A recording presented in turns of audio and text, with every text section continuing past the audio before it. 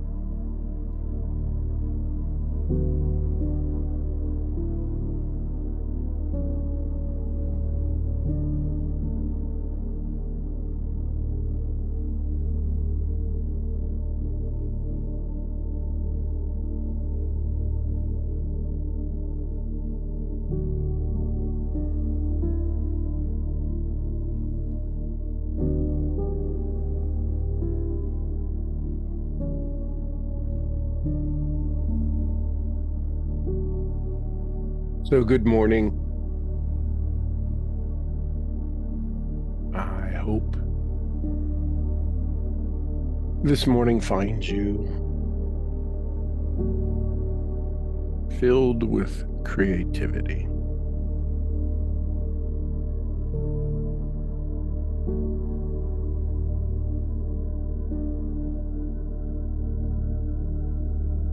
I want you to think for just a moment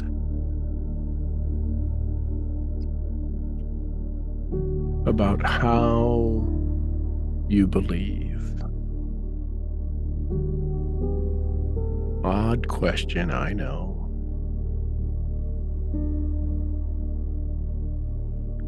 We're not usually asked that question.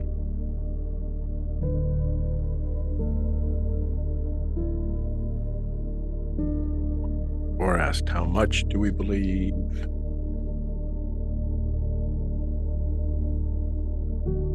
We're told we should have belief.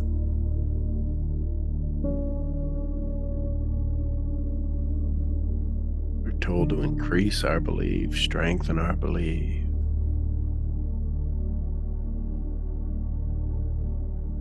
I want to ask, what is it that allows us to believe? What inside of us offers belief up?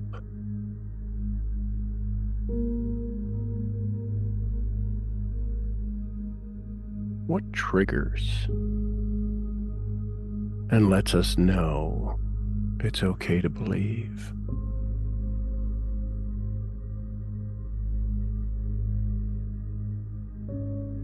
What happens to us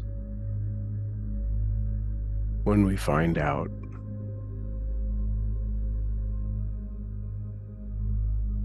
that we absolutely change our belief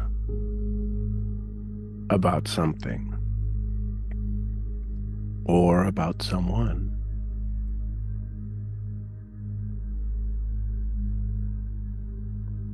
So is belief truth? No.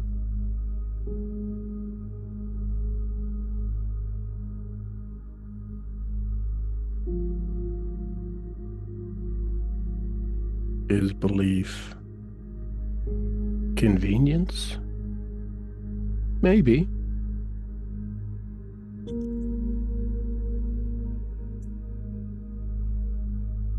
We don't say, well, it's just convenient. That's not belief. But maybe we use convenience and call it belief.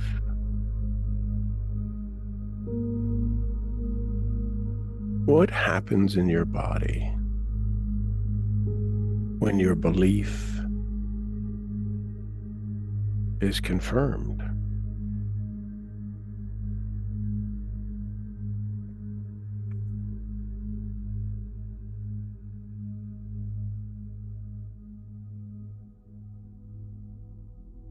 What happens in your body when it's just you against the world with this idea, with a concept, with a thought that you hold as a belief?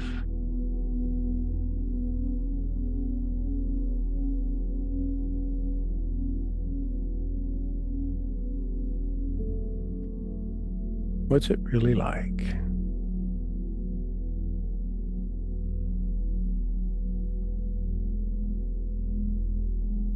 to have that kind of conviction, to hold a belief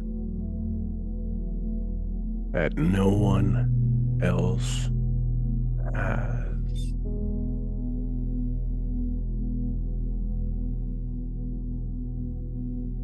What do you do? How do you do? Where do you hold on to this belief? Where does it get its energy?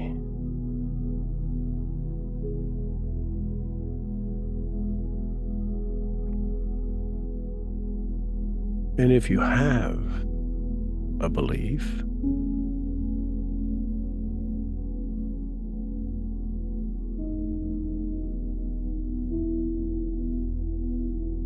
and maybe you created it,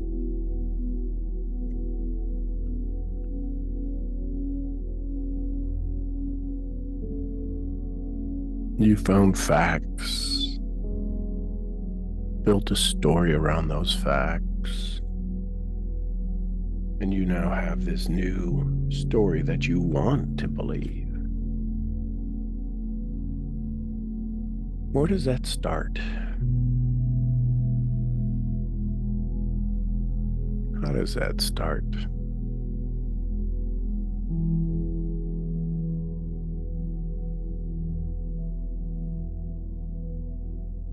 How does your belief grow?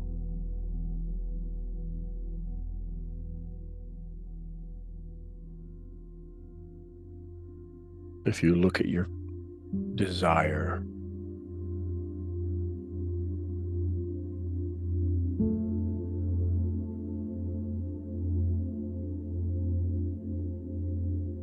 this goal you have,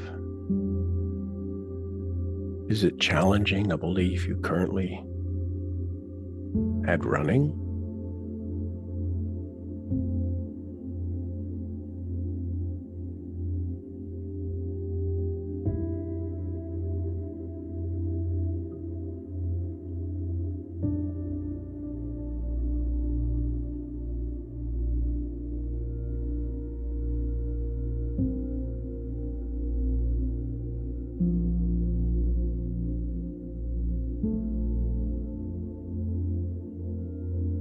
They say that neurons that fire together wire together. That every time we repeat a thought, an emotion, it strengthens this neural pathway.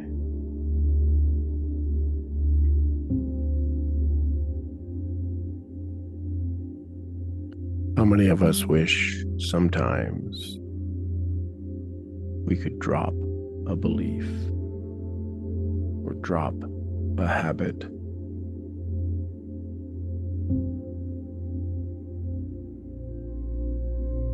How many times have we set up a new belief and then doubted ourselves Well, maybe the brain had some glue, some thought glue that's holding the old belief together.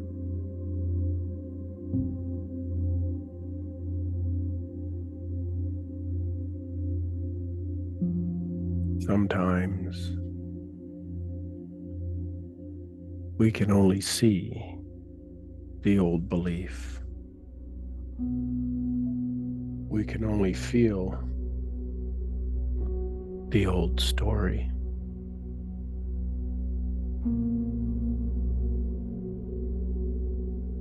All this happening in your brain, subconsciously.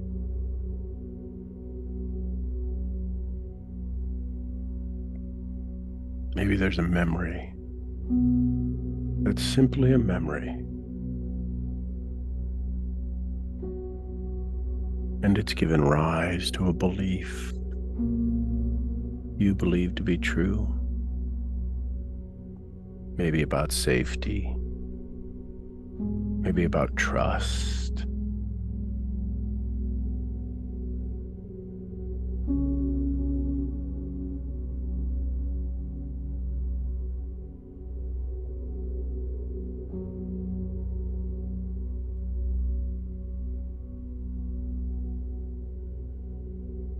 Sometimes our beliefs are just projections of our unconscious. We're not even aware of how that got built.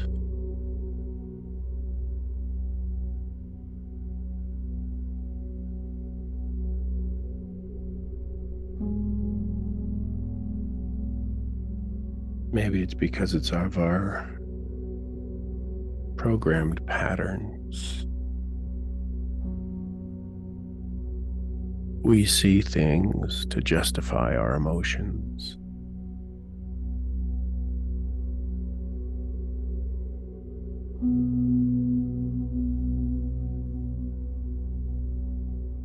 Maybe it's why we see things as good or bad. That's only our interpretation of them, not the events themselves.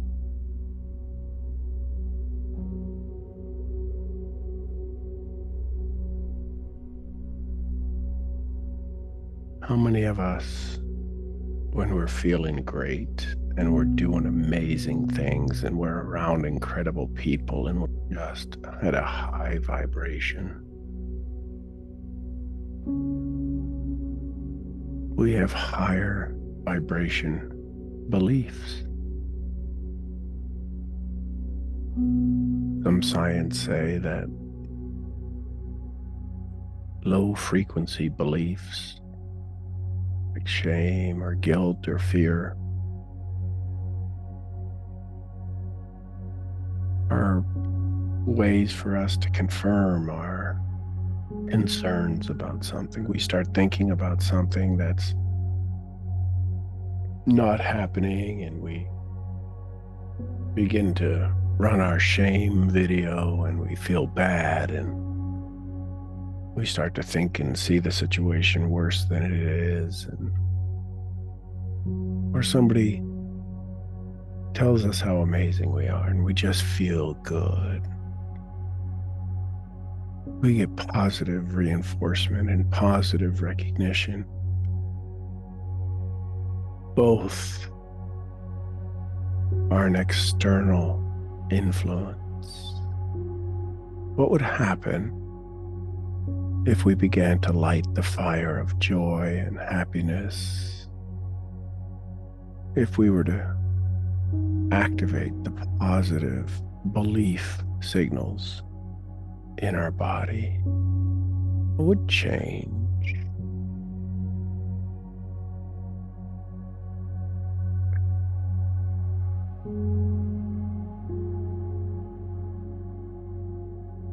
I want you to think about your potential right now.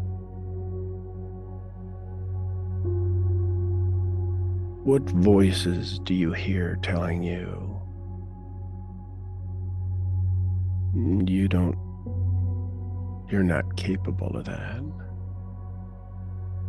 You're not smart enough or tall enough. You don't have the skills for that. Where did you hear that first?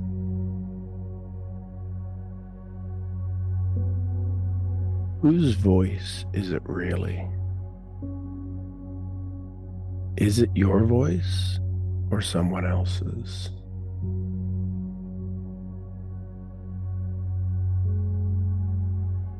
When did you start believing this? Go back to the first moment you started to say, this is something I believe. You may have to go back a while. What was happening in your life at that time?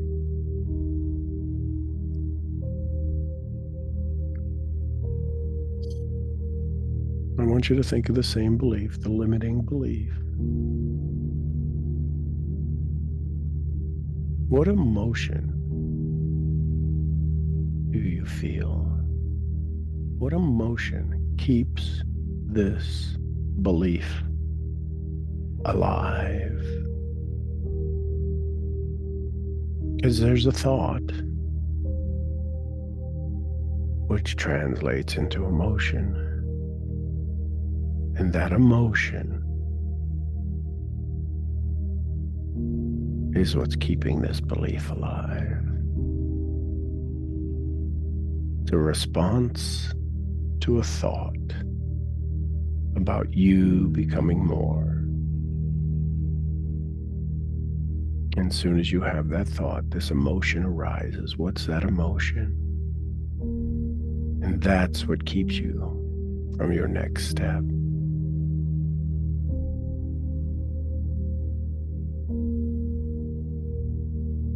Big question. What would you lose if you no longer believed this about you?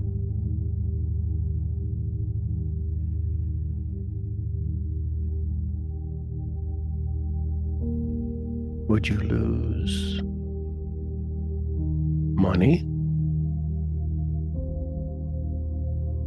Would you lose friends? Would you lose a story?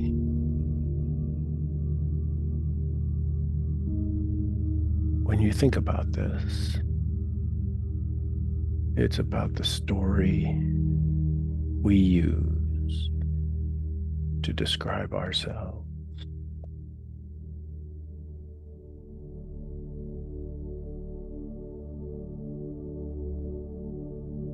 Who would you become without this belief, this limiting belief?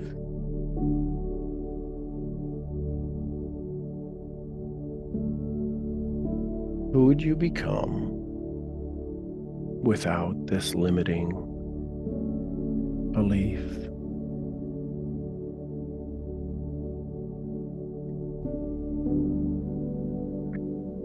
There's a multi-billion-dollar industry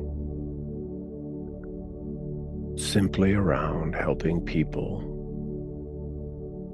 to overcome their limiting beliefs, not their limiting skills or their limiting talents. There's that too. But the bigger portion of this industry is about limiting beliefs.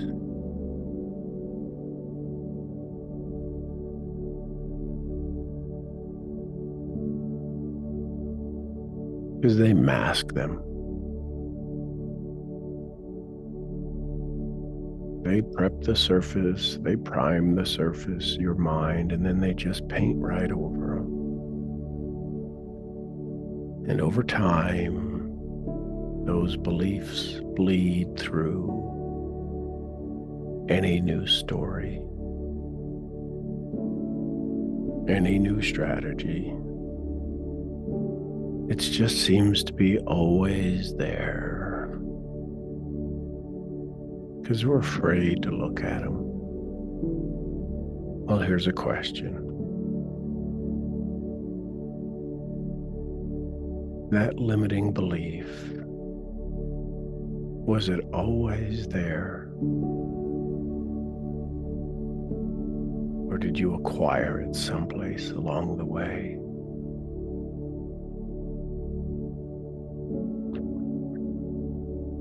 Is this limiting belief always true?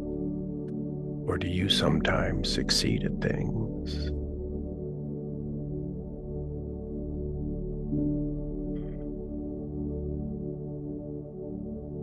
In your vast network of people,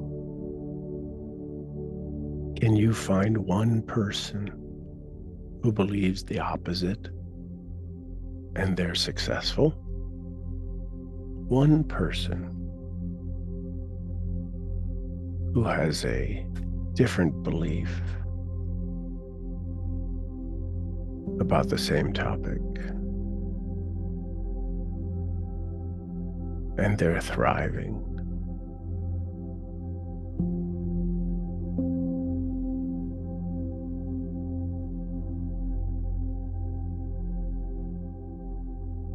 If you were to put pen to paper and start to do some cost analysis, how expensive is holding on to this belief? What is it costing you? What is it costing those around you? You want to make $10,000 a month.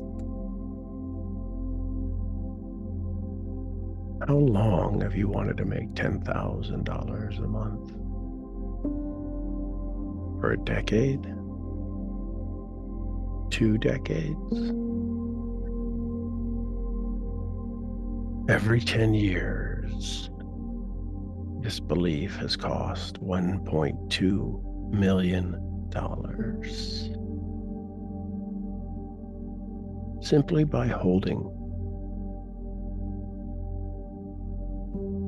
by caring for, by building this limiting belief, building it stronger and more into your identity.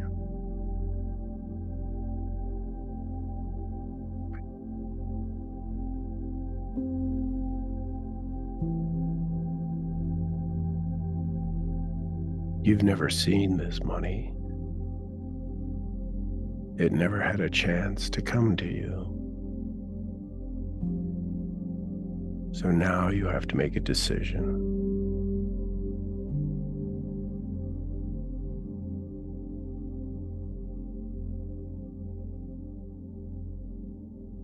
Is this worth it?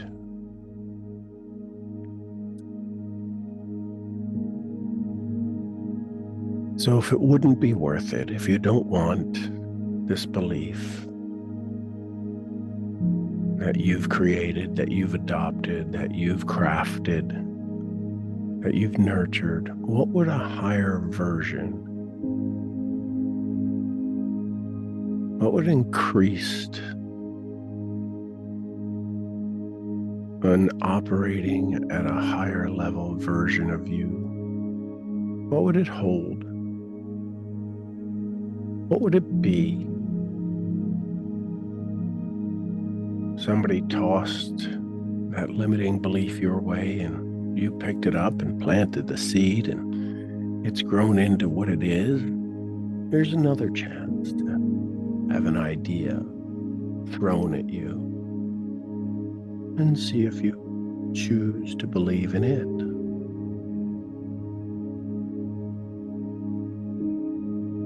What does a higher version of you believe? You've arrived at your goal a year from now. You've achieved that and more. And you look back at this version of you a year ago and you say,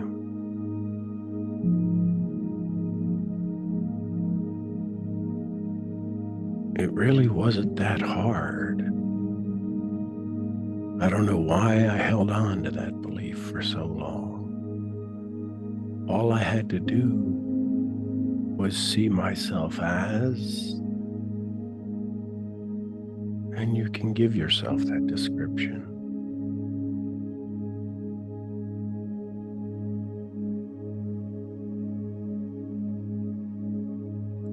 You realized in this season of transition,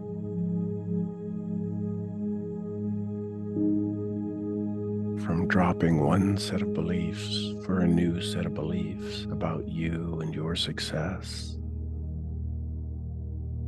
what belief would serve you right now more powerfully in this season?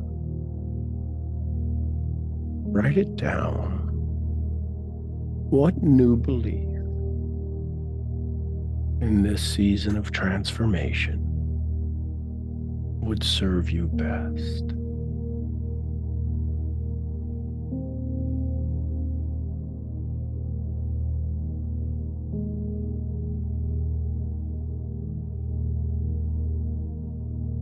What if you also had an awareness that this old belief that you're transforming from into this new belief, what if this old belief was designed to keep you safe and not free?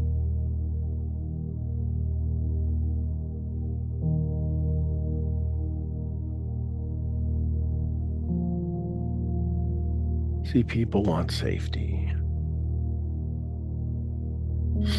A jail cell by yourself is pretty safe. No responsibility, no freedom, no way to increase your capability or capacity. You're just locked in a safe room. What if you adopted a new belief that set you free, not safe? What belief, what would transform, what would you challenge? What would you begin to speak over yourself? For a belief of freedom, not safety.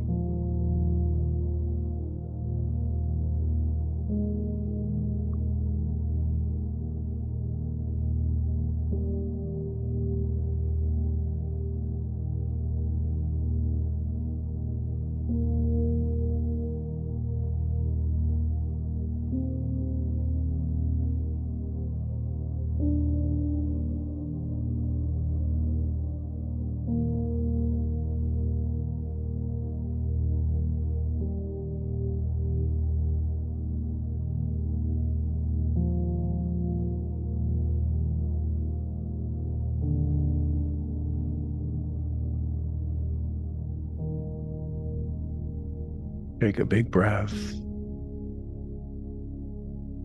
Feel your body adjusting.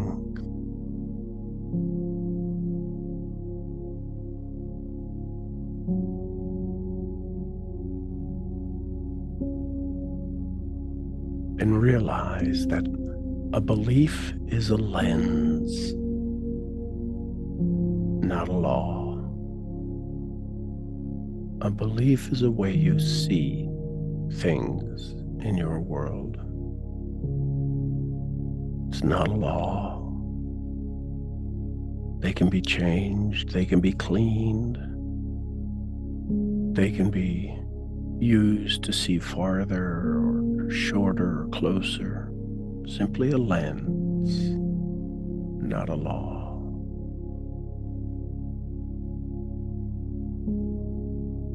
And become aware that beliefs are rehearsed thoughts with emotional tags. Beliefs are rehearsed thoughts with emotional tags, emotional identifiers.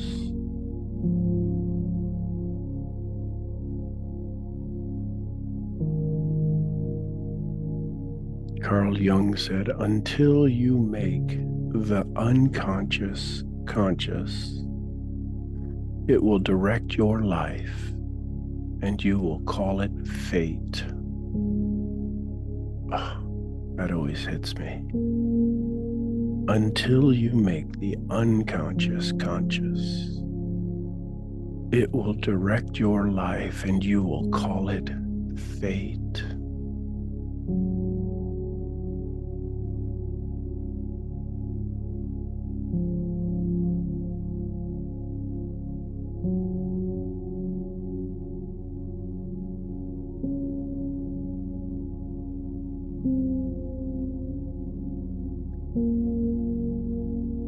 So what if we wrapped up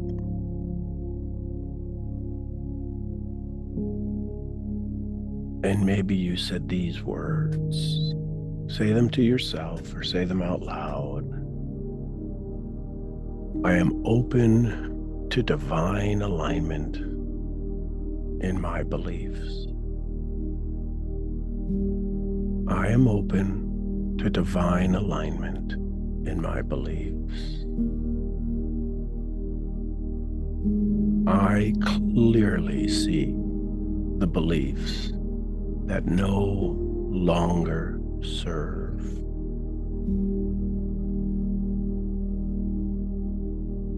I clearly see my beliefs that no longer serve me. I speak new truths into existence. I speak new truths, new beliefs into existence.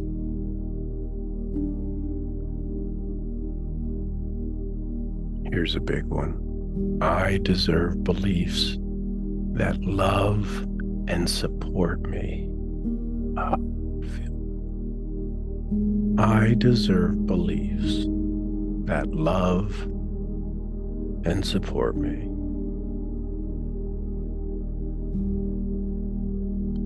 I am the creator of my beliefs and my actions.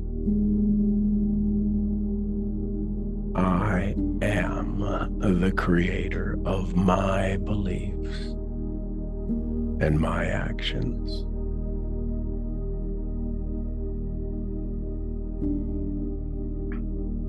My value is not tied to the past. My increasing value is not tied to my limiting past. Here's a big one. I am safe to choose new beliefs. I am safe to choose new beliefs.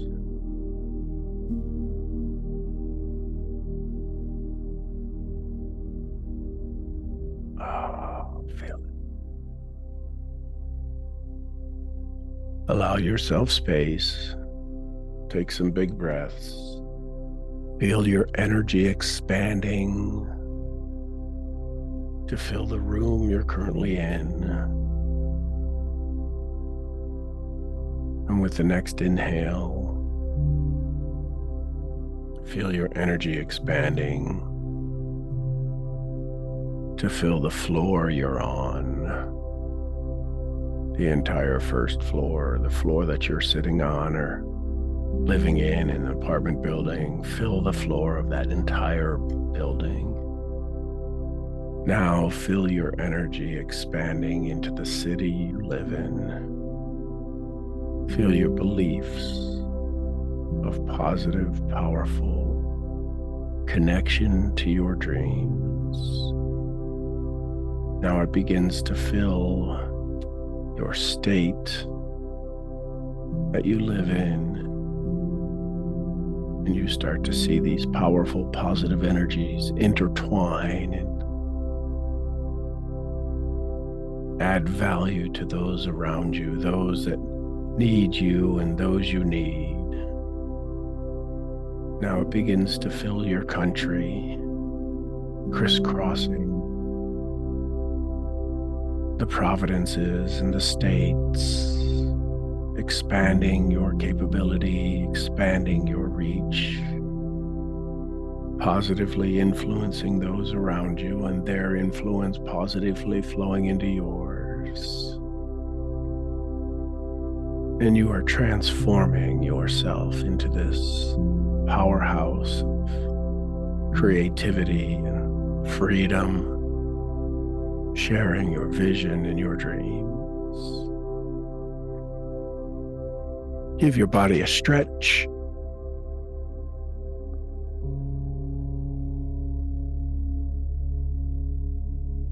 And know this whisper was always beneath the noise. And you are now ready to access more, to upgrade your beliefs. Because you know you are ready for more.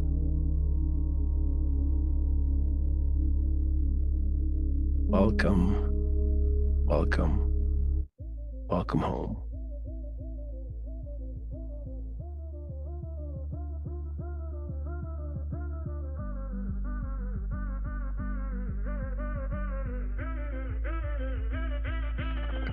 Get some water. Count to 3 and say a prayer. Stretch your body. Down for love and up for air. Write down any ahas maybe you had, ideas you had. Water for a thirsty soul. Baptize me into your love. Oh, my spirit. We'll get started in just a moment. Body, mind, Good morning. Love, I'm gonna make it known. Love, I'm gonna make it known. Yeah, I'm coming alive with you. I'm coming alive with you. I was living a lie till you. I'm coming alive with you. All the people say,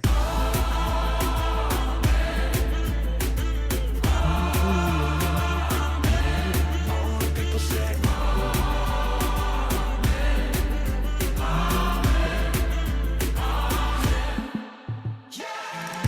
All right. Hey, good morning, everybody. So, what are you feeling? What's your takeaway? What aha did you have? Good morning, good morning, good morning.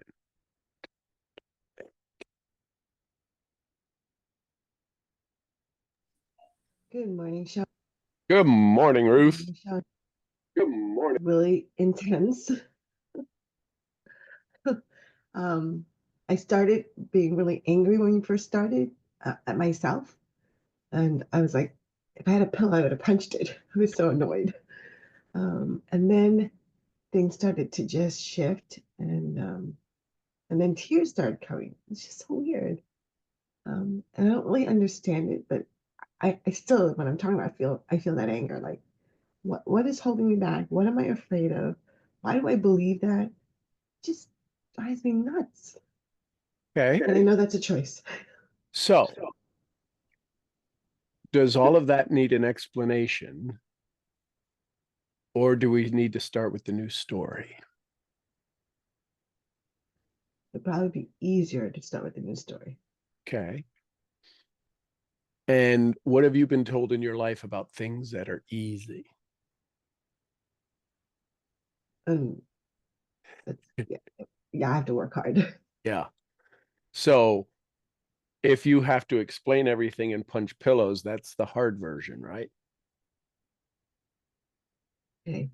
So even in the transition of becoming aware of limiting beliefs, what's holding you back? If that's been a pattern for a while, and it seems like it has, do you think your logical self will ever let you get to that answer? Or will you just constantly be in a state of hard work? Constantly in a state of hard work. Okay, so the DIY method for releasing non-performing beliefs probably would be a big struggle. It is. Okay. So if you offered your consciousness, if you offered your subconsciousness an easier way to get to the beliefs you choose, you will be choosing,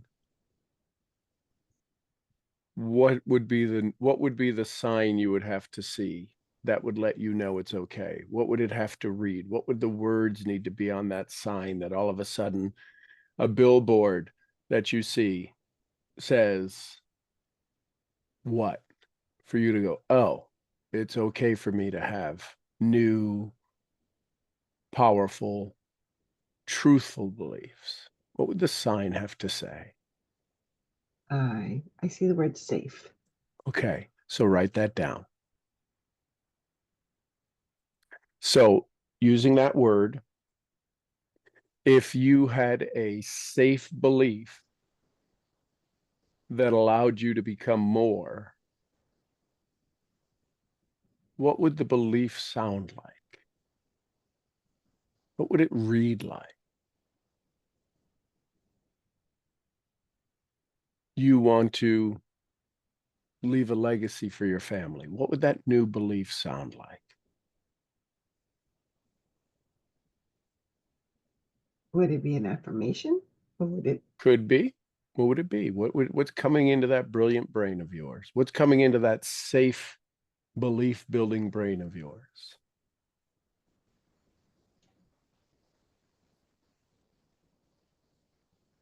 Mm. How about letting go would be okay?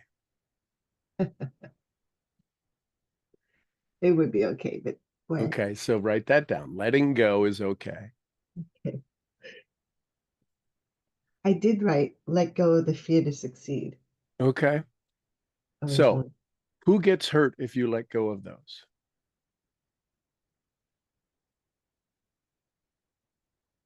Other than your old identity, who would get hurt by you letting go of those beliefs? I don't think we would get hurt, but there might be people that would get jealous. Well, that's jealousy is their problem. Mm. You don't want to hurt anybody. You want to make sure they're safe. Right. So if you let go of those, would anybody be in an unsafe place? Mm. So write that down. No one gets hurt in me letting go.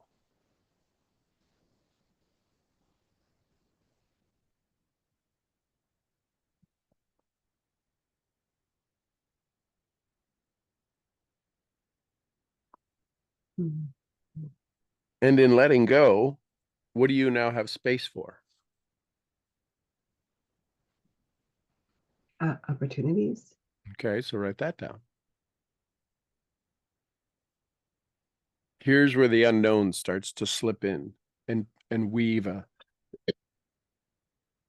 an old tale. So if you have opportunities, which opportunities would you like? Good ones or bad ones? Good one. Okay, so I'm open to safe, positive opportunities.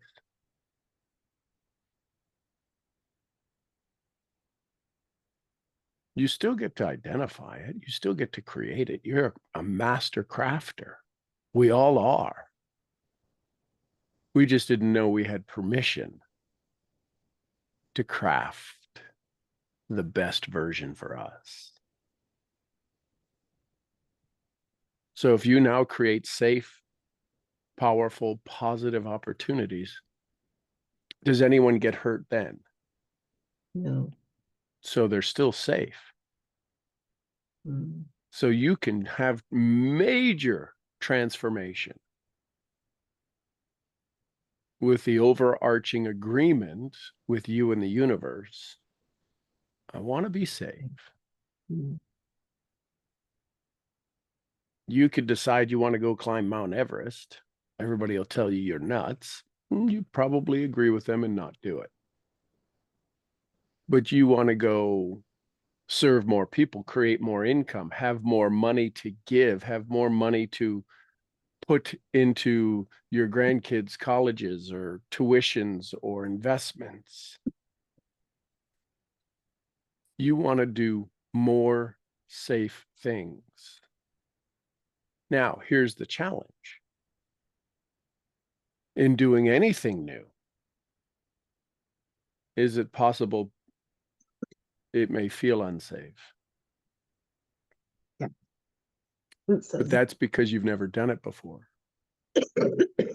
which is why it would serve you well to revisit your evidence file of safe things you've achieved. Did you pop out of the womb doing Reiki? No. No. You had the energy. It was always available to you, but you made a decision. So why did you become an accountant and not a dentist? Because it was easier. So is it possible that you're about to do one of the more challenging things in your life to build safe opportunities, which seems contradictory? But is it possible that because of a pattern that's existed for decades, you letting go could be one of the more challenging aspects to your life? As temporary as it may be, there's some big things to let go of that are all energetic in nature. If you were going to help a client, a customer rewire their body to let go of limiting beliefs, what would you suggest to them?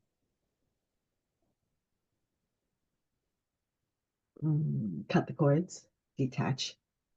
What visuals would you guide them through? Literally just taking all the cords and snipping them.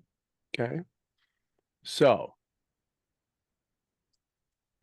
what would it feel like if you closed your eyes for just a second and you realized that you have the ability to help people energetically cut the cords of their limiting beliefs, and systematically, as every cord they cut, a new energy of light, of life, of freedom, of safety attached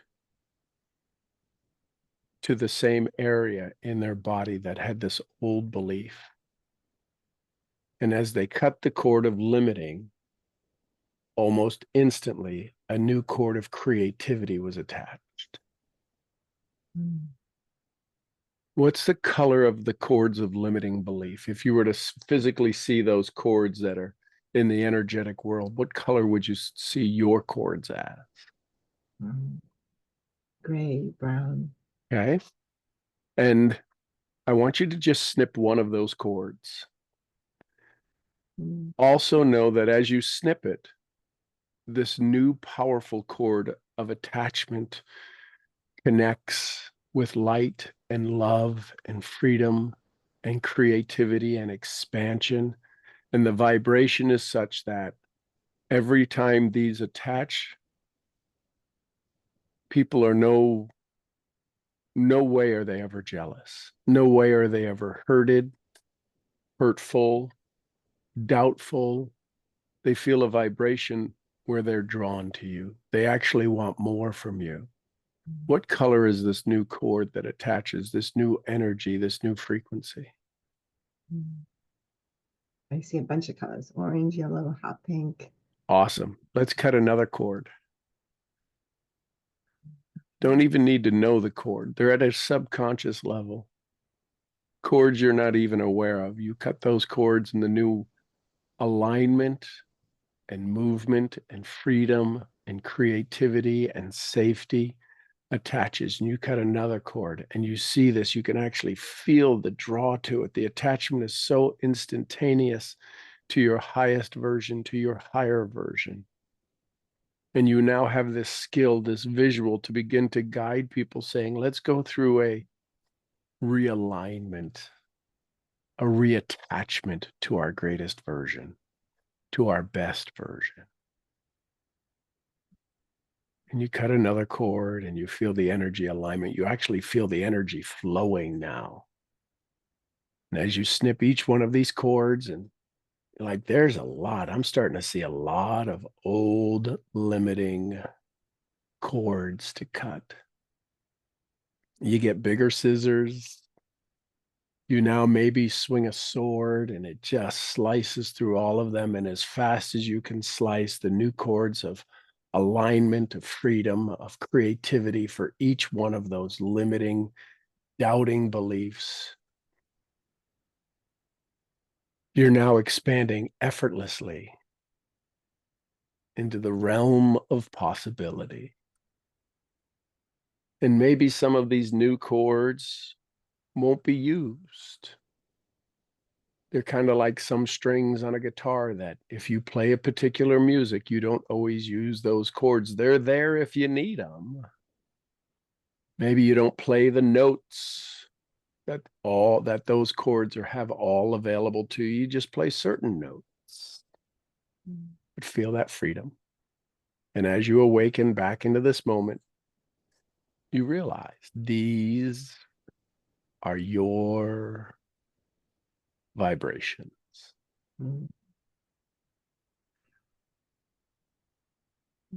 Does that relieve the grief? Yes. I never looked at it that way. Right. Never thought to replace it with something else. That's why the DIY method is tough. Right? Just like nobody knows they can replace their energy with the energy you guide them through in your healing techniques. What is that saying they have? Physician, heal thyself. Energy master, heal thyself.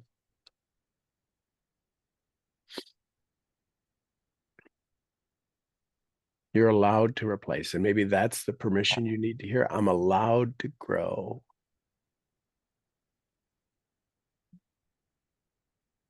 When we were in kindergarten, they didn't give us grades. They gave us letters, right? E for excellence.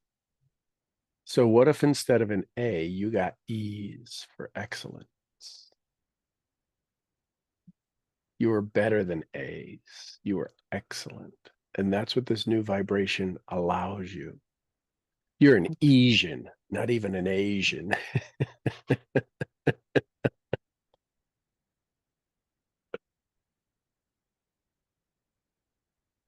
Yeah, you can get mad and sad. And the good news is you got mad and you got sad. You got emotion. Michelle always teaches in her manifestation classes. If you're ticked off and running around like a red-headed hornet, that's a good thing because emotion manifestation happens when we're at high emotion. The challenge is we're often taught you can only manifest when you're in a happy, joyous state. No, you manifest when you're in a pissed off state too. And it's okay because the universe doesn't see it as good or bad. It sees it as you interpret it. There's sometimes I'll get mad, especially working with the animals. They don't listen. They're like, why won't you get in the stall? And I'll just get mad and I'll say, okay, from this place, I'm to manifest what? And usually it's the idea that has been sitting on the burner, that I've been resisting to think about, pops into my head. Okay, so what's that version look like in its highest and best feeling? Because I can get my fuse lit quick. Because once it starts to light, it seems to, it's lit, it's got a big, like a cartoon bundle of TNT waiting to blow. And I'll use that. I don't ask to get there, but sometimes that arises and I will use that to manifest a new action, a new state, something. I just don't let myself sit there and just get mad. Because I know that won't end well. So if I'm being triggered and my conscious and subconscious are allowing myself to trigger, because it takes both. If I get triggered, I go, ooh, what am I supposed to pay attention? I have enough awareness, enough practice to say, I'm pissed off. What am I supposed to be manifesting? Because this isn't what I've wired myself for. This is because I'm too proud.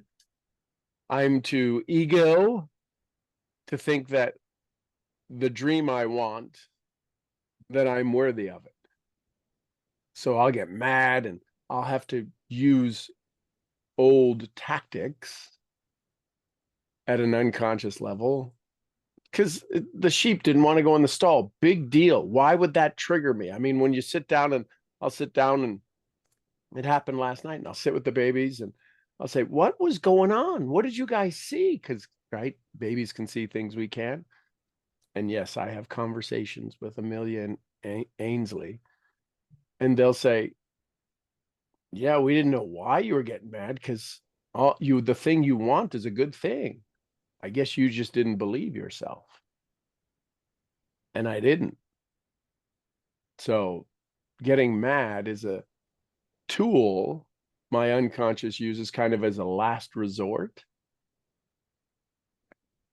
Because now when I know that I get mad, I'm like, oh, what am I not paying attention to? What do you want me to see? What do you want me to hear? What do you want me to think? The idea shows up. Oh, okay. And funny how when we're in that state, we change the way we look at things. So the things we look at change. I'm not suggesting that as a tool. It's just a tool that my brain has realized that with all of my positivity, when I would get negative, I would go down that spiral staircase. It turned into a slide. There was actually no steps, and it was just woo. And I would get to the bottom pretty quick. What used to happen is I would stay there. I didn't put the stairs back. First thing I learned was to put the stairs back, going, wow, I slid down here. I can get out. Now there's some effort getting out. I haven't been able to put in an escalator yet. It's still stairs. And the faster I can refrain, I can slow down the slide, it's less walk out. So that's called awareness. Most people aren't aware they're in the slide. They just get bitter and angry at everything. And they just keep sliding. They got to still come out of that hole. And so that's what you did this morning. By asking, by being vulnerable, you gave us courage. And then you came to an awareness going, I didn't know I could replace it. Came to an awareness going, I didn't know I could replace it. I wouldn't say you didn't know. I'd say maybe you didn't want to, because if you did, that'd be too easy. I need to work harder. It's got to be more difficult than just go snip, attach. What? It can't be that fast. Snip, attach. It is if you make it so. And that's what you became aware of, I hope. How's that feel? Feels great. Feels great. Yeah, much better smile. I could feel like we could see the despair. But the good news is now you've got to pay attention to this. In all of the years where you've been in that place publicly, because this is kind of a public forum of like-minded individuals, you wouldn't have been on camera asking for help. You would have said, I need to figure this out.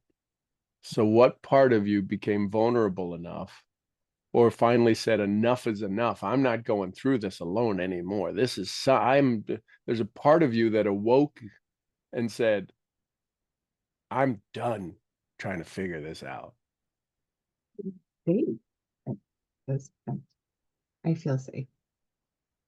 So use that as part of your treatments.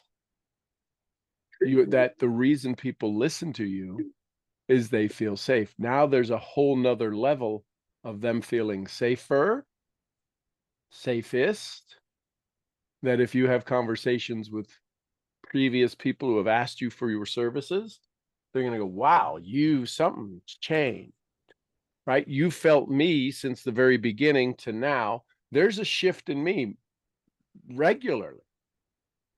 And it's not so much the shift in me as it is the shift in my safeness capacity. Does that make sense? Mhm. The reason I can be nonchalant or non-worried or show up the way I show up is because I believe I'm a safer place every day. And if I'm a safe place, you can show up here and stand under the umbrella, stand behind me, stand in front of me, know I'm behind you, and it's a safe place to be. So if what you feel, it's what my desire is to present that. I don't know that I would call it safe because you feel it. That's a good term for it. So thank you, thank you, thank you. Thank you. Thank you. That's pretty cool. Congratulations. Hey, guess what? You're a day old with new connections. You got to treat them like they're day old connections, right? Reinforcement. Awesome. Love it, love it, love it. Thank you, thank you, thank you. Thank you. Good morning, Heather. Hi there. Hey there. Thank you, Ruth. That. And now Ruth is saying, for what? What'd I do?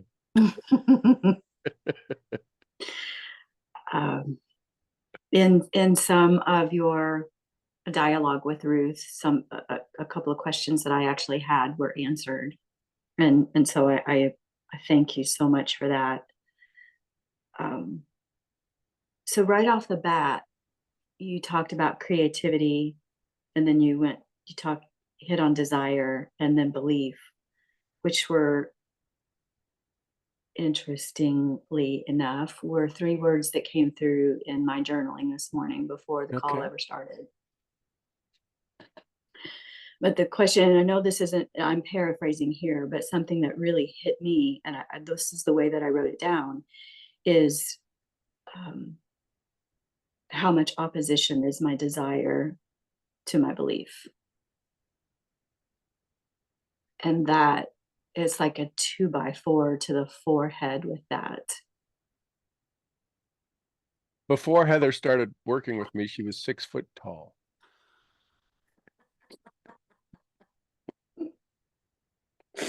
Yeah, that would be great. I would like to be 6 foot tall. Yeah. And so here's a question or a thought. Yep. Is when you talked about the jail cell, the jail cell is safe. Mm-hmm. Gosh, I'm having trouble talking about this. And what new beliefs do I need to be set free from that jail cell? But then the questions that came out was, can freedom be safe? Can safe be free? Are they mutually exclusive? So what's your belief about safety?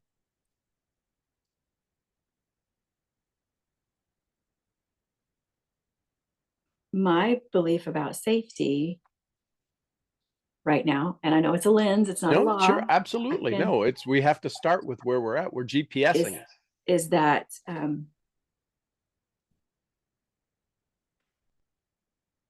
that I can't move forward unless there's safety. Okay. So who gave you that belief?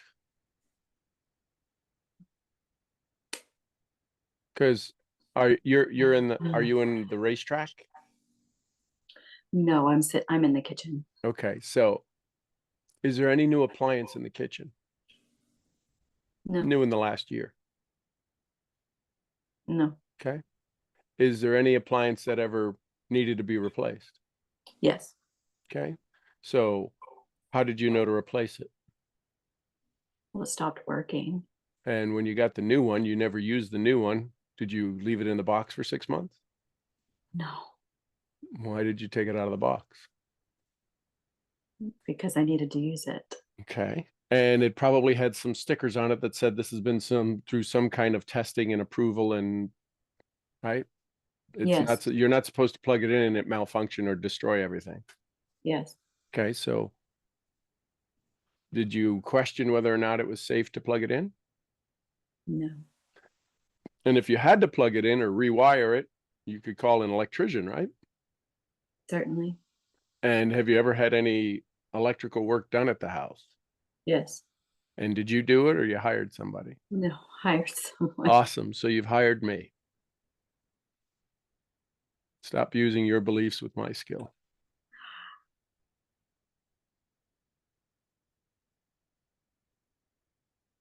Yes. You're not doing it by yourself. You've hired specialists.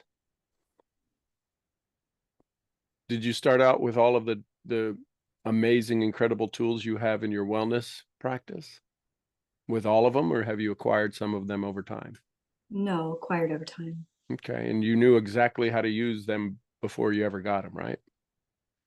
Yeah. I had to have training before I was able to purchase. Okay. So have you had training on beliefs that if you adjust your beliefs, that you can still be in safe places? I've never had that training. Okay. So would it be okay if we did it today? Absolutely. Okay. So have you ever done anything new? Of course. Okay. Was it safe before you did it?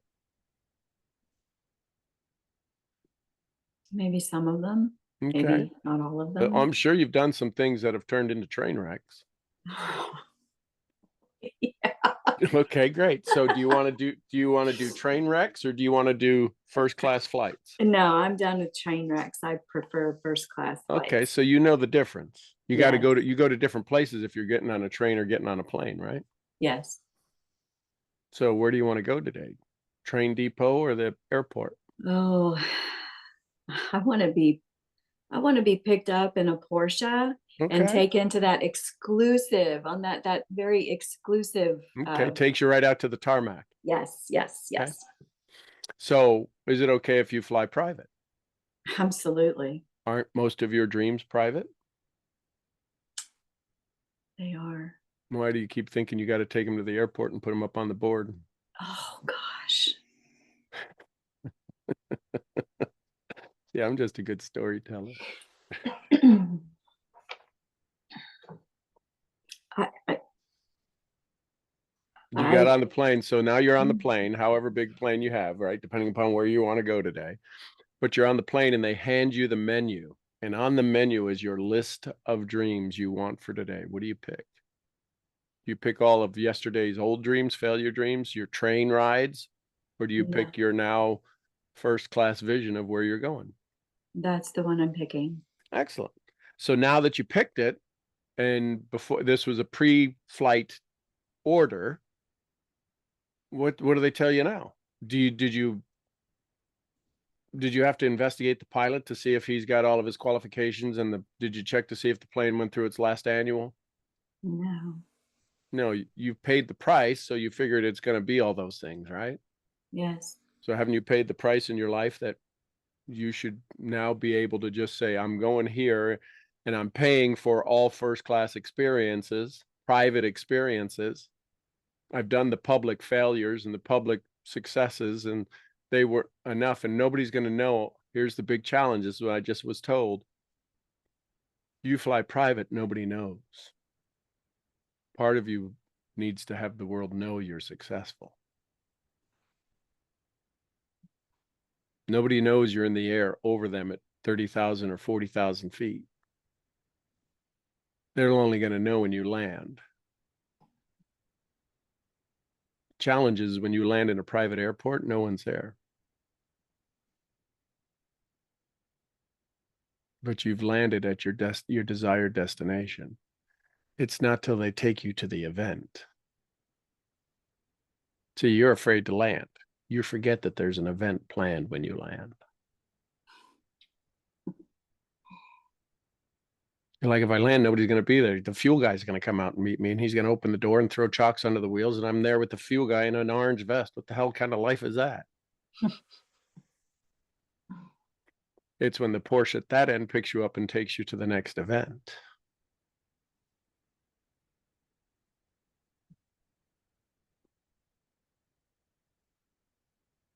You got to create the new story. You just landed, and this amazing hunk of eye candy comes and opens the door and throws the wheel chocks, Yeah. right? It's okay that you got your eye candy there, and the people inside the APO are they think you're the queen, and they treat you with, because you're in this private place. They know that you've done something to get here. Challenge is you're not accepting the recognition of the people who are there to serve you. You're like, I got to serve more. I got to fix them. They ain't broken. You show up, and because of the way you show up, the recognition is automatic. Now, there's people who are a-holes who walk into APOs, the little part of the airport where you go do all the private stuff, and they're just jerks on wheels. And they still gotta like them, but it ain't a true like.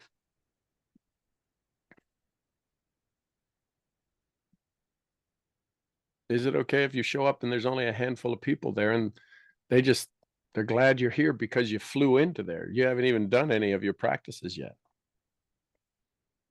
Is it okay if you just show up as you? Yeah. And usually airports like that aren't that far from the major airport, and you see some big planes flying in, you're like, wow, I could have been on that one. So now the Porsche on that end picks you up. Where does it take you to? Does it take you to an event where you speak? Does it take you to an event where it's a week-long meditation retreat, a silent retreat? Where does it take you? You're worrying about paying the fuel bill when you're not even getting in the freaking car. You're right. Is it okay to get in the car and go? Where are you going? Come on, tell me, where are you going? Yeah. Yeah. Meditation retreat. I love Mhm. that. Love that idea.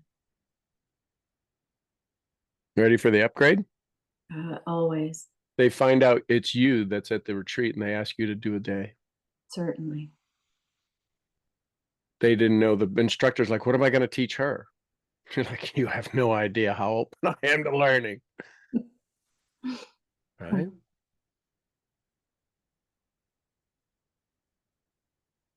So what if this prayer comes true? Based on the way your hands are, you're in prayer. What if the prayer is real? And safety and freedom absolutely exist together. Okay. Who's going to be jealous of that? I'm not there. There's, can I choose not to think about that? Right. Yeah. I'd say, listen, I got the hunk eye candy fueling my jet. It's not even my jet. I borrowed it. Yeah. Because in you just asking that question, there was this jolt, this realization of, I have given too much thought to other people's reaction or response to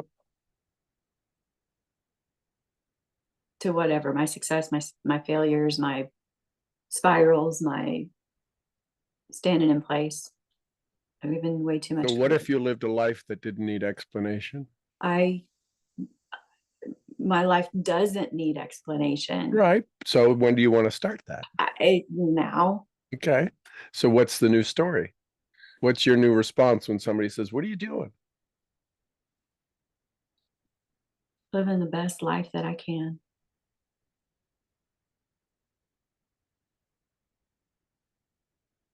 Somebody bet me $5 I'd get you to ask me that question.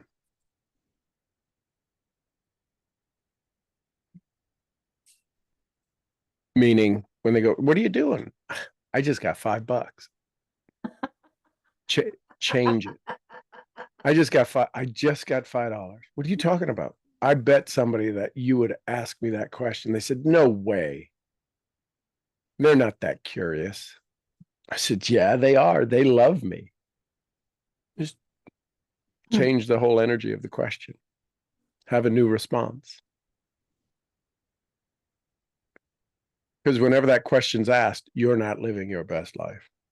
You're not rewired yet enough. Yeah, You have to go, I believe right? that. So you say, I just got $5. That's called novelty. Change, like what nobody would be expecting that answer. What's going on with you? I just got $5. Anytime anybody asks you a question where you have to explain yourself, I just got $5.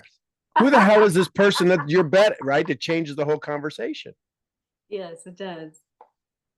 I was talking with my mentor the other day, and we were talking about, what happens as I continue to maximize my growth.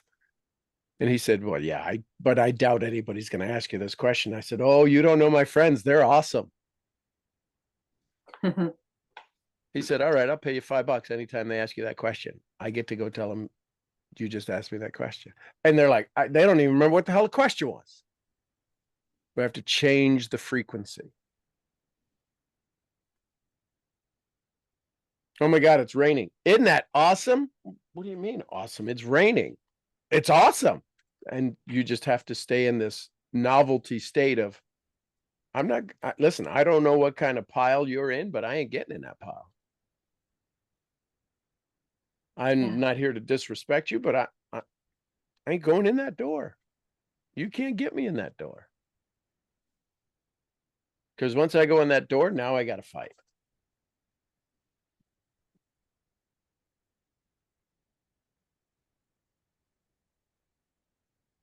Thank you. Thank You're you. welcome. Thank you.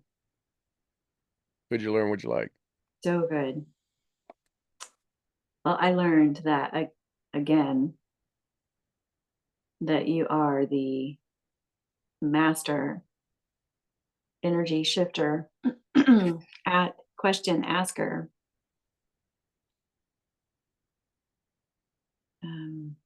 So what got you nervous when you said that? Word puller.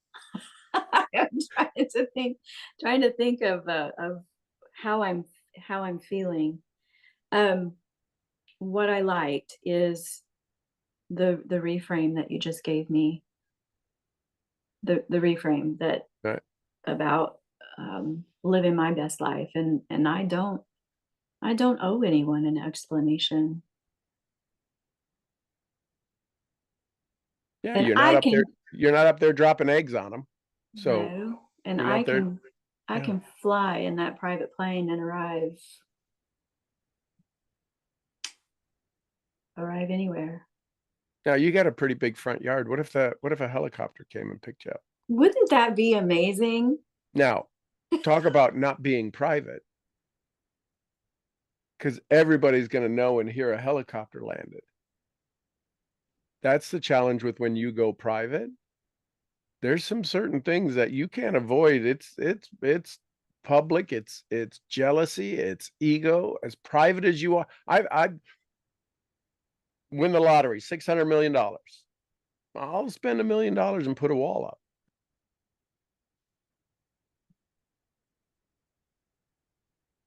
What's going on there? The wall's going to attract more people than no wall, right? Because everybody wants to know what's on the other side.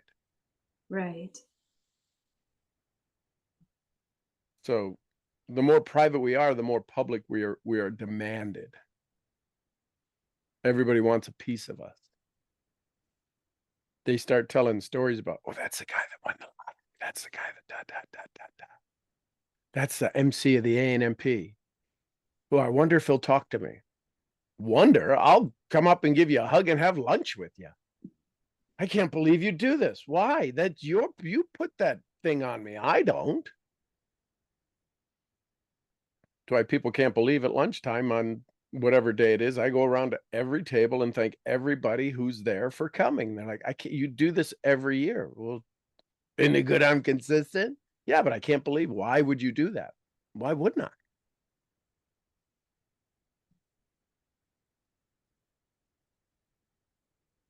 So the more private you are, the more people want you. It's okay to be both, privately public. You come to the ranch, you get to hold the sheep. Everybody else gets pictures.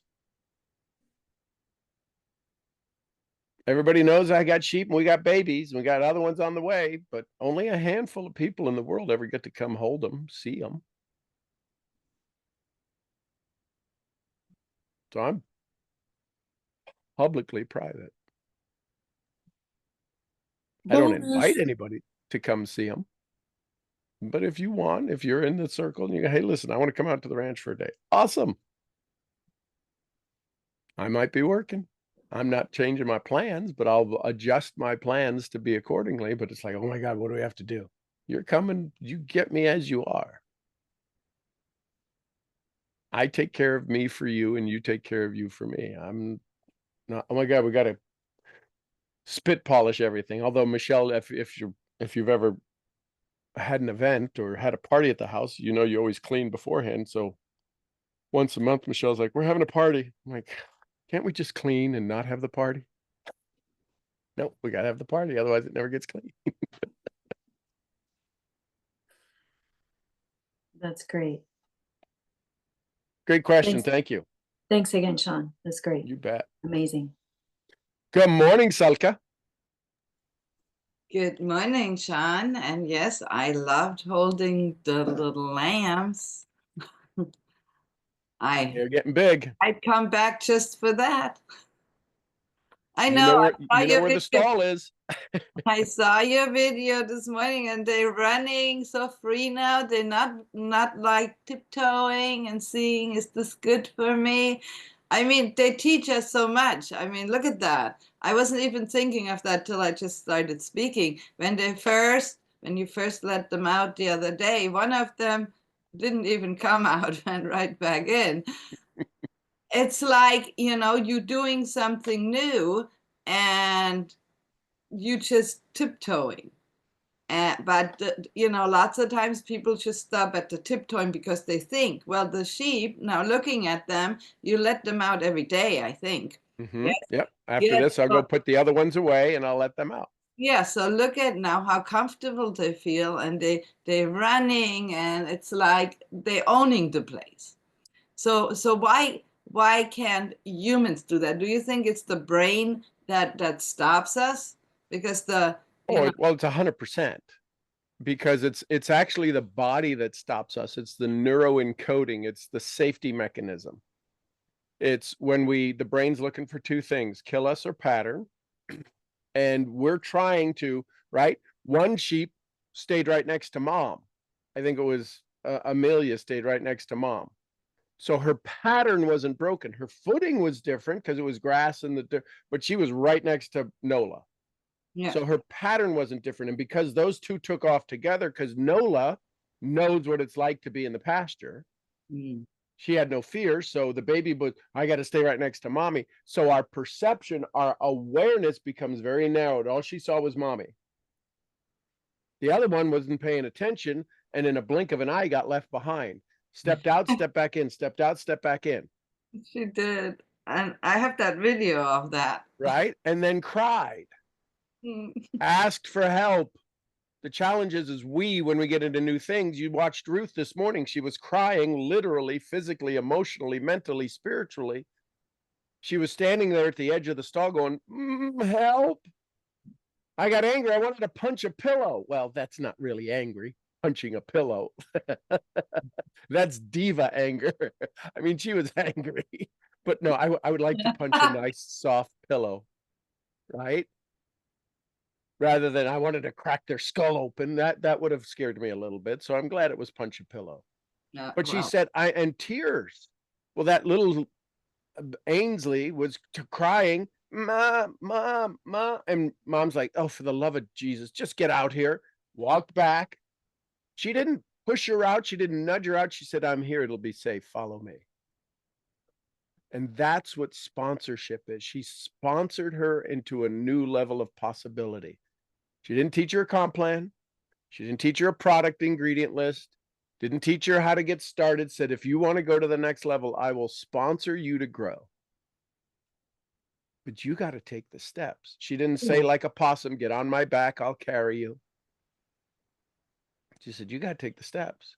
And then she saw her little sister, her older sister, by 25 minutes, say, come on, it's fun out here. We just hang out next to mom. And right. And they were like, it was like watching the planes that follow the president's plane. They're just in lockstep. The president's plane goes this way. The trackers go that way and this way and that way. And then they started to expand. They'd run out and run back, run out and run back. So yeah, I mean, you just gave yourself a great awareness of a teaching to use that as a story. Yeah, I have become more aware of things that I wouldn't have been aware of before I met you. That Sorry, that's a not lot. sorry. I'm saying this certainly as a compliment, and I'm know. relating things because I just saw that. But I totally, when Ruth was speaking, I was thinking to myself, "Wow, is there something in the air in San Diego?" Because because Ruth is only 3 months from me, and I'm feeling very similar to what she was sharing, and I also feel, I don't know, I don't really feel stuck, but I'm simply not doing for one business what I need to do, where the Okay. other business, I'm excited to grow it suddenly, but it's never going to get me to where I want to go. Right. Where I So want what if we to change my the goal. stories? What if we change the stories? Same business, same growth, same potential in the German, in the design. Say, today I'm doing the things to grow my by design. And you know what? My German business will get me where I need to be. Because what if you sponsor somebody in the German class who really wants to do, who's an entrepreneur and a business owner and says, oh my gosh, I could take that. Because one of the biggest, Ruth will tell you, ask her about Wolfgang, one of the largest distributors ever in her company. And he's an attorney in Germany. Oh, his name is not Wolfgang. It's Wolfgang. Wolfgang, that guy. Wolfgang, because So, it's so that gentleman made a pact with all of his employees. They said, we're going to pick straws. And they picked straws. And the first one that got picked was his secretary. And he took her to Royal Diamond. Took her to 100,000 plus a month income, because the Germans, we very much have a process. And what they did was the entire group worked to sponsor everybody to go put them in her group, her people, her team. And then they said, we get you to that level, we're going to the next one and the next one. But that was one person that made, I think it was Steve Bono's frontline German guy, young guy. I've seen him on Nikin still, and I'm trying to remember his name. I had a few lunches with him, but that was in his group, and he sponsored one person that was multi-millions of dollars of income. So, and it was German. Igor? Well, you teach German. You might find somebody that needs to do that, wants to do that, right? Isn't that the story, Ruth? Or maybe I'm, because it's a, Is it Igor Grendel? yes, Igor, yes. Yep. And so there you go. Igor sponsored Wolfgang, right? So shocking. But that's how it happened.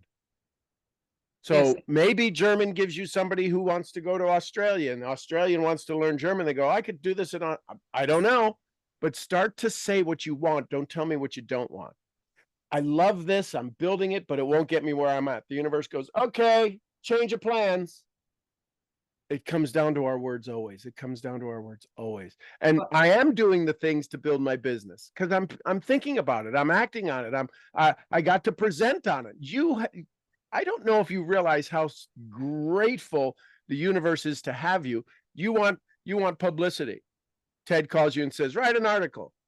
You want to expand your business, either one, German or the other, but you want to expand your business. And Shoply says, do training. It's happening. It's happening right in front of you. You go, yeah, but it's not enough. I want this. It's happening. That's how great, that's how skillful you are. When you say, I want to go do something, that German mindset, the universe goes, whoa, we don't want to tick her off. We better get it to her fast. And look what happens. You have these amazing exposures. And then you go, but I'm not doing my, you are doing the business. You are doing the growth. Speak joy and light into your, right, Seamus? Tell her.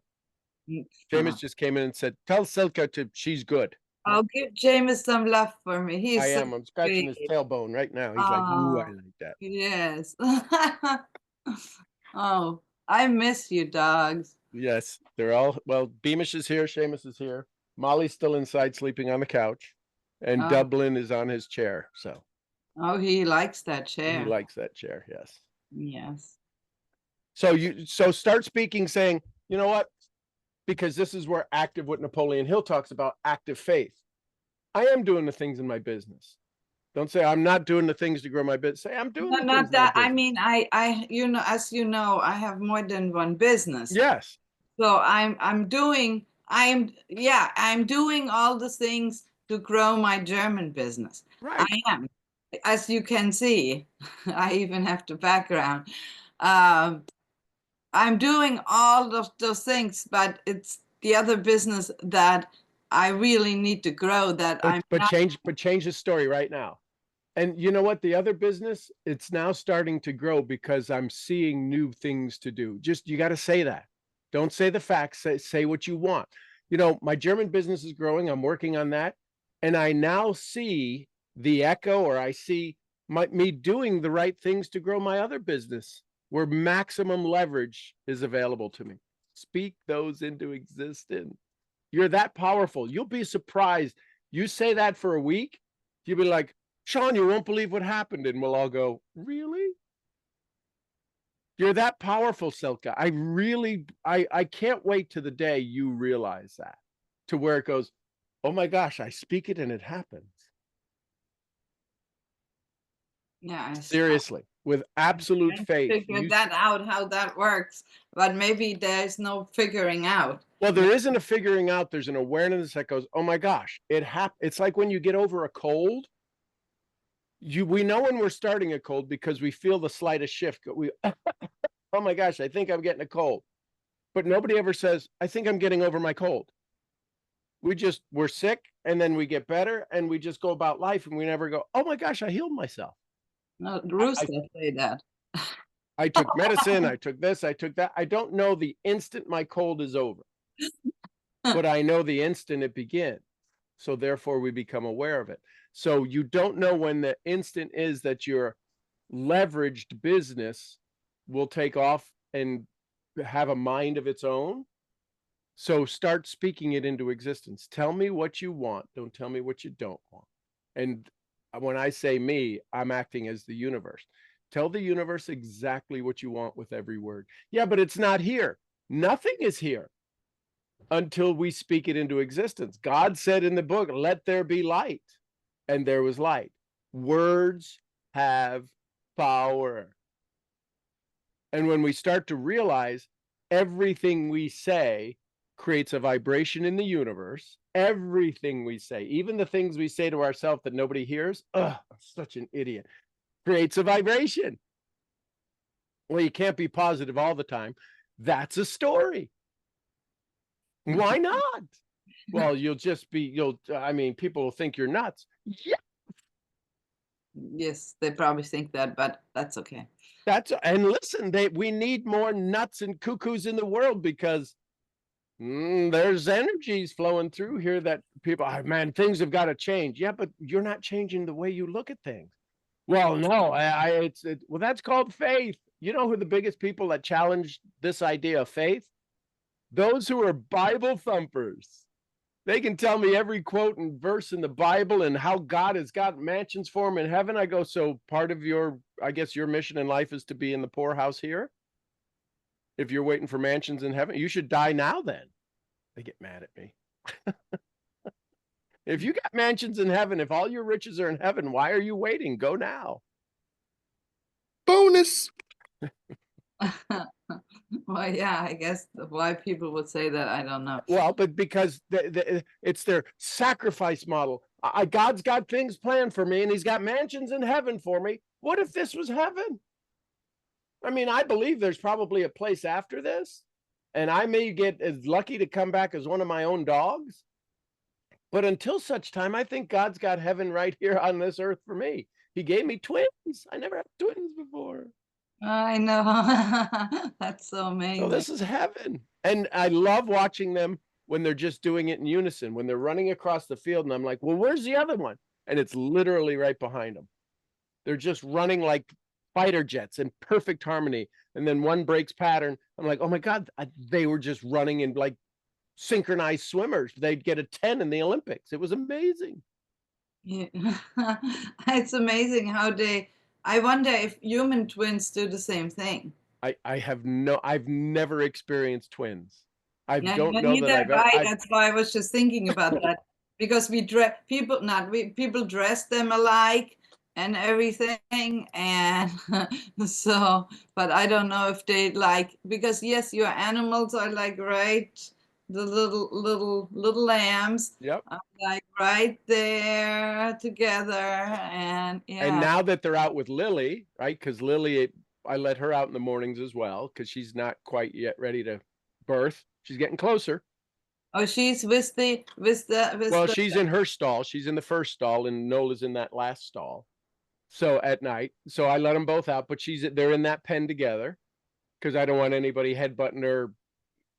The babies, the last year's babies, they can be a little rough. And so, but the Ainsley and Amelia run around Lily now, and Lily isn't bothered by him or doesn't really pay attention, but they'll stand next to her and they'll nuzzle up on her and smell on her. And she's like, okay, I'm cool with that. And she's like becoming, the babysitter. And then they'll run back to mom, and then they'll run back to Lily, and it's fun to watch. No, that's very funny.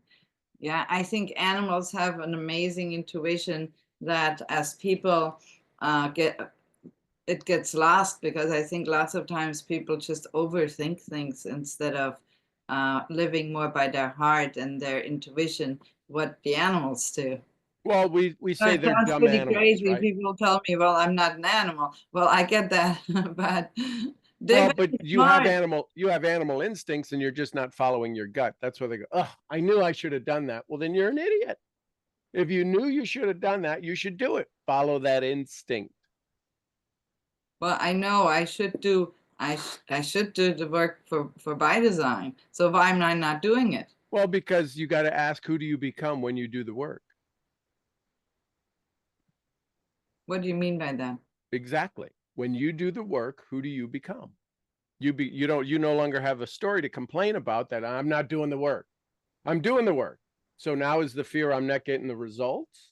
Yeah. Well, then you just got to keep adjusting, and right? For you to do German is easy. It's hard, but it's easy. Well, no, it's easy for me to teach, Right. but also to grow the business back again, because I lost a lot of business during COVID, and I just Right. thought, okay, well, you know what? I just moved forward with by design. Don't worry about the German. But now it seems like they're suddenly and you know what? You're so right, because I keep telling myself I'm going to need to rebuild my German business, and I keep telling myself that. So there suddenly more opportunities come up. Even the school here that has been teaching German is Mhm. cutting back their German. And so some people have contacted me because they worried that their children now no longer will, get the German they need. I don't really like so much to teach children, but I embrace it now, because I can get a huge business from that. It's much more difficult to teach children than adults. Did you So know just that? like your list of 75 things or whatever it was for your man, write a same list out No, for your it's buddy. 83 now. Okay, so write out your list of 83 Well, things for your there's German school. and still no man. Well, but right there is what keeps you from getting it. Bruce is like laughing. When you say still no man, the universe goes, oh, we had a guy in mind, but I guess you don't want him now. So go write out your list of things you want for your by design business. I want leaders. I want people I love to hang around with, because you could get leaders that you wouldn't want to hang around with, right? Jim Rohn said, never do a good deal with a bad person. A lot of people do good deals because they can make some money or get a short-term gain for a long-term loss, and it's not worth it. Never do a good deal with a bad person. That's Wow. a great lesson I've learned from listening to Kyle. Kyle says, listen, it's because there's been a couple of things I've done. And he said, Jim would say, never do a good deal with a bad person. But you don't know when you start sometimes. Well, but you got a gut feeling. You're like, I knew this was a son of a bitch. I just knew it. And I figured, well, I can get by through that. Nah, son of a bitches are right. The scorpion and the frog. Take me across the river. You're a scorpion. You'll kill me. No, I won't. I'll drown. Take me across the river. Gets to the other side of the river, stings him. He goes, why'd you sting me? I'm a scorpion. Duh. So write out what you want.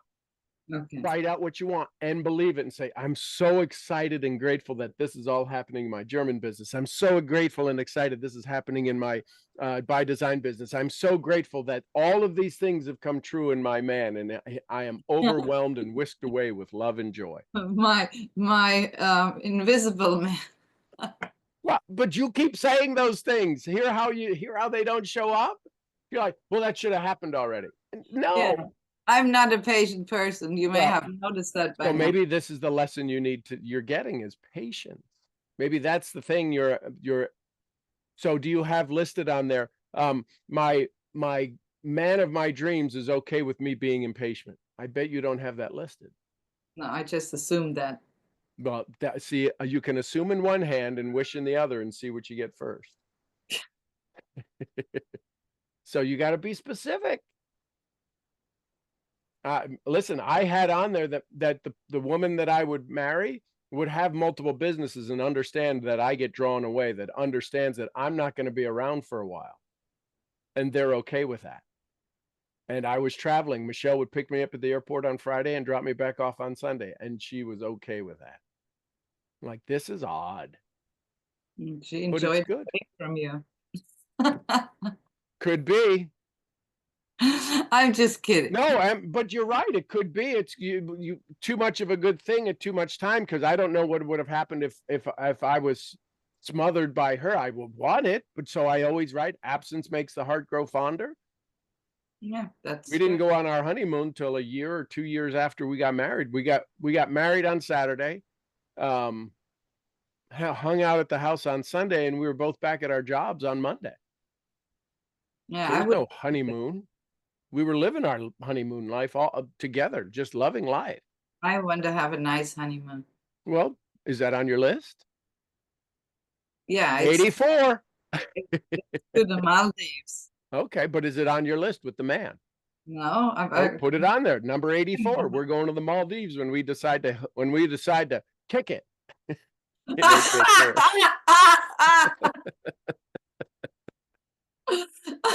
That's an inside joke for those of us at the mastermind. Oh, when we decide we my want God. to kick it, we're going to the Maldives. I'm still not sure what the meaning, the definition of his kicking is, because he has not defined it. Exactly. So we'll just leave that open to the universe.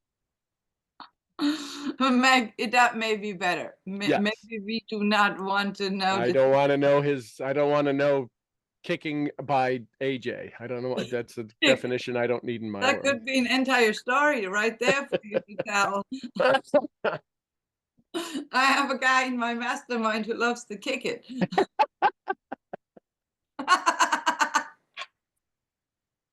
I love it.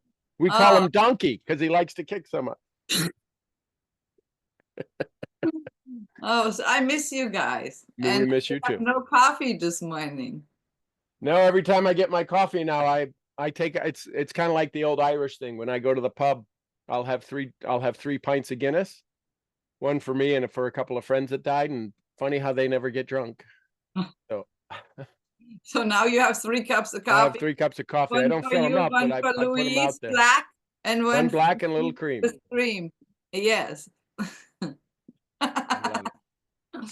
All right, thank you. You made me laugh. Good. I wasn't laughing this morning, but my things in my German business are going not as well as I want. Oh no, I shouldn't say that. Are going well. Let me stop with that. Yep. There you go. Thank you. Thank Thank you. you. Thank you. Thank you. Love it. Thank Love it. you. Love it. And I love you, and give the lambs some kisses for me, and the dogs, and your wife, sure. Yep. All right, love you. Love you all. Thank you. Thank you, Selka. All right, everybody, there you go. There's another great day of awareness and taking our privacy even more private, but we really get to look at it, right? And it's okay for us to love us for who we're becoming. Right, Beamish? Oh, yes, Daddy. And he's sitting up right now doing that sit-up that he does. I love you. All right, everybody, I'm your head brain training. Let's go get on our private jet misfit. I'll see y'all where? The next event. At the next event. Somebody give me some Costa Ricas. What up, B? Pura vida. We love you, Mark. And some Lydias. Peace be with Peace us. be with us all. And the queen of helping you fly private, Jessie Lee Ward. Bosley. Boss Lee, we love you, girl. Look at white fluffy all over. Gurgly, gurgly, Gurgly, gurgly. gurgly. We love you, Fee. All right, everybody, go have some fun. We will tomorrow. Is tomorrow Saturday? Yes. Yeah. Okay, so tomorrow, it'll be recorded, but I plan on doing probably a 2-hour training on discipline, on how to maximize, how to create, and how to express your discipline, because discipline is one of those gut feelings that people get, that you could be dressed up in your best Sunday best, but your house is a shamble. And somehow that feeling gets transferred over, and that's the discipline. Do we practice in private what we're presenting in public? So I'll give you a little, maybe a 90-minute training and then some half-hour conversation. So that'll be tomorrow. You can invite guests if you like. Love you tons. Bye for now, Z's. Love you too. Thank you, Thank you, guys. Sean. I love you all.